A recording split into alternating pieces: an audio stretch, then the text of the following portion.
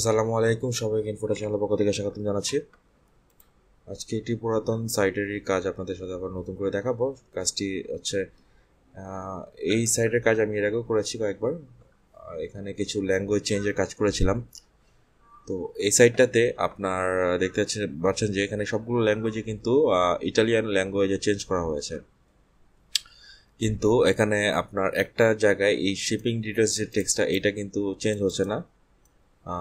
এটা আপনার কোনো মতে ইটালিয়ান ল্যাঙ্গুয়েজে আসতেছে না।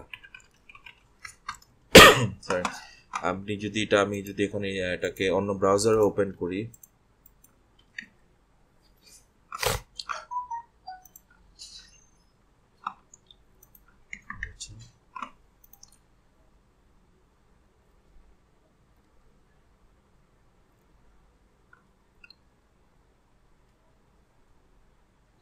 এখান থেকে কোনো একটা আমি জাস্ট ইনকগনিটো মোডে অন করলাম। এখানে আমি এখন অন্য প্রোডাক্ট সিলেক্ট করব, তারপর আমি চেক আউট পেজে যাব। মানে পুরো সাইটটাই কিন্তু ইটালিয়ান ল্যাঙ্গুয়েজ ট্রান্সলেট করা। সো এখন যদি আমি এখান থেকে একটা প্রোডাক্ট সিলেক্ট করি, সরি,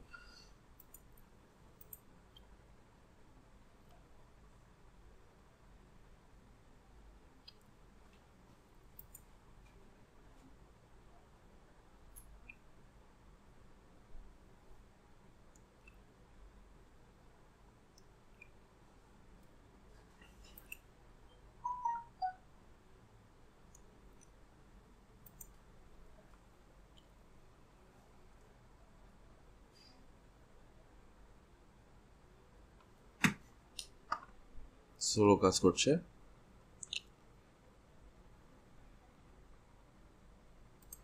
সেখানে যে আমি অ্যাড টু কার্টে সিলেক্ট করে অ্যাড করলাম। এখন করার পর আমি যখন চেক আউটে যাব তখন এটা অ্যাড টু কার্ট, ভিউ কার্টে গেলাম।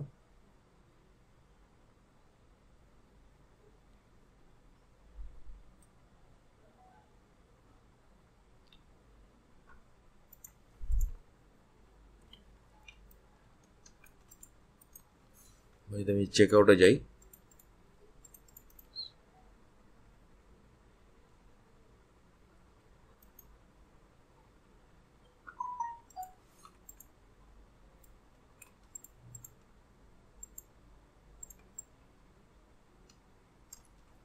চেক আউটে যাবো, তারপরে আমি জিনিসটা দেখে দেখাবো আপনাদের জিনিসটা।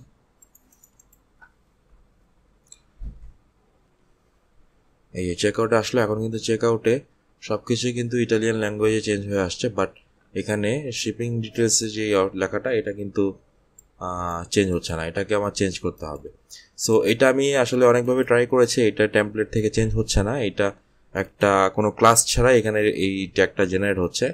তো আমি এখানে যে এটা আসলে জাভা স্ক্রিপ্ট দিয়ে যে আমি এটাকে ধরবো সেটারও কোনো আমি ক্লাস পাচ্ছি না।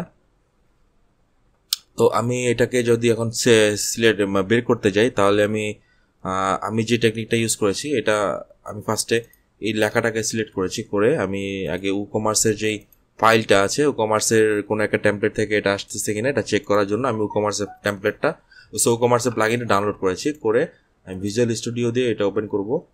তারপর আমি এটা চেক করব যে এখানে আসলে এটা আছে কিনা।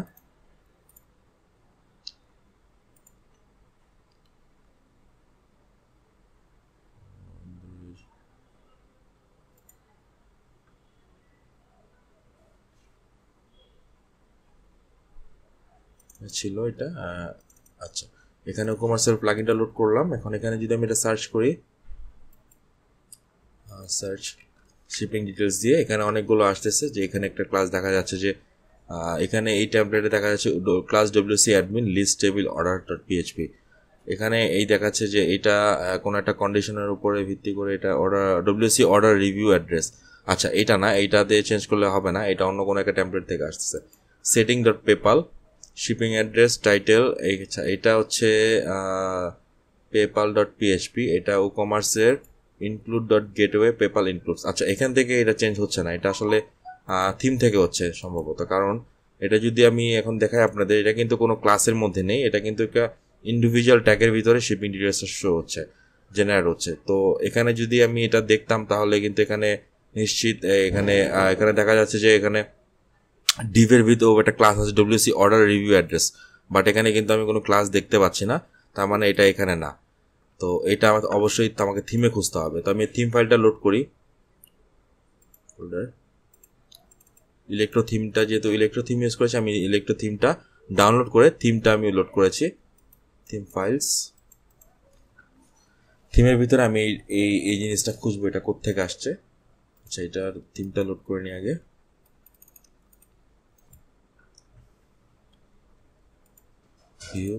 ভিউতে যাওয়ার পর সার্চ, আচ্ছা এই যে টেমপ্লেট ট্যাগস, এখানে একটা দেখা যাচ্ছে যে এই যে function electro shipping details header if true WC card needs helping address H3 echo ESC HTML shipping address electro. আচ্ছা, এখান থেকে কিন্তু এই জিনিসটা জেনারেট হচ্ছে। এটা কিন্তু উকমার্সের থেকে জেনারেট হচ্ছে না, এটা উকমার্সের থিমের ভিতরে যে উকমার্সের যে টেমপ্লেট আছে সেটা থেকে জেনারেট হচ্ছে। তো আমাকে যেটা বলেছে ক্লায়েন্টের একটা নির্দিষ্ট টেক্সট এখানে বসাতে হবে, তাহলে আমি এই টেমপ্লেটটাকে থিম থেকে বের করে নিয়ে আসি। এটা হচ্ছে ইনক্লুড উকমার্স টেমপ্লেট ট্যাগ, ঠিক আছে। তো আমি যখন আপনাদের দেখাচ্ছি, এটা কিন্তু আপনার থিমের ভিতরে গেলে এই পাথ অনুযায়ী আপনারা যদি যান তাহলে কিন্তু এটা পেয়ে যাবেন। আমি এখন থিমের ভিতরে আছি, এই যে ইলেকট্রোর ভিতরে যাওয়ার পরে এখানে হচ্ছে ইনক্লুডের ভিতরে উকমার্সের ভিতরে টেমপ্লেট ট্যাগস, এই যে টেমপ্লেট ট্যাগস, এই টেমপ্লেটটা আমি কপি করলাম, করে আমি একটা আলাদা ফাইল নিয়ে আমি এটা ওপেন করলাম। করে এখানে যদি আমি সার্চ করি শিপিং ডিটেলস দিয়ে, এই যে শিপিং ডিটেলস, এটা কিন্তু এখান থেকে জেনারেট হচ্ছে।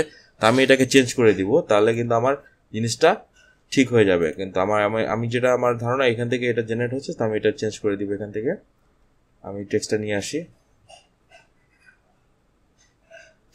এটা ইটালিয়ান ল্যাঙ্গুয়েজে কোনো একটা ল্যাঙ্গুয়েজে আমার সেট করতে হবে। তো আমি এটা ইটালিয়ান ল্যাঙ্গুয়েজের যেই ক্লায়েন্টের যেই দেওয়ার টেক্সটটা আমি এখানে বসিয়ে দিব। আচ্ছা, এখন আমি এটাকে কপি করে ডিলিট করে আমি এখানে সেভ করে দিয়া রিফ্রেশ দিয়ে দিব। সেভ হয়ে যাওয়ার পরে আমি একটা রিফ্রেশ দিলেই দেখবো আসলে এটা চেঞ্জ হচ্ছে কিনা। সেভ হচ্ছে। এখন যদি আমি রিফ্রেশ দিই, দেখা যাক কি হয়।